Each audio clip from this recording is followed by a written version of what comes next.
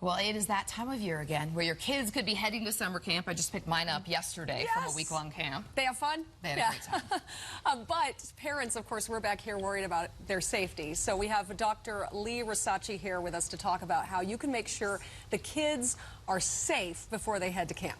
What's your biggest tip for parents? You know, there's a lot that can go on at summer camp, especially depending on what kind of camp it is. So one huge tip is always protect your skin.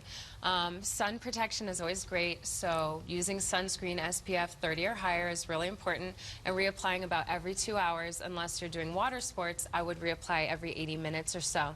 But skin protection can help protect against some other things as well, things like mosquitoes and things like ticks. So we always recommend, when possible, wearing long sleeves, pants, long socks if you're hiking, so that skin is really protected from sun and also anything else trying to get in. They make a lot better stuff these days to wear those long sleeve that have the SPF built in and that come with that sun protection that maybe are a little looser though and not quite as hot. Absolutely, and they also make a lot of bathing suits that have extra coverage, especially if you're particularly fair-skinned or have had a lot of sun exposure in the past.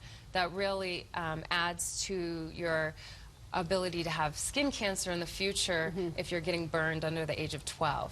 We've had a lot of stories about ticks this season, that they're really bad. Yeah. As a parent, what do you need to do when your kids get home from camp?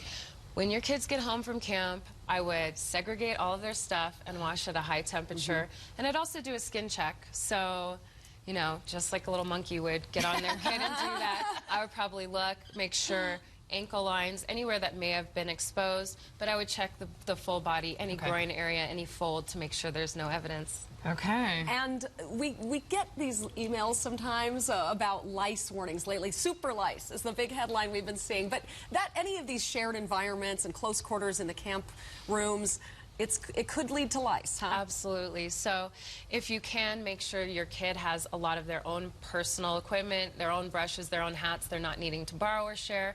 That really helps. And then really educating your kids on bathing regularly, getting in there, brushing the hair while they're in the shower as well, and have the shampoo in there might help as well. So good tips. I love it. Yeah. Great tips. I needed those before my kids went off to camp. Right.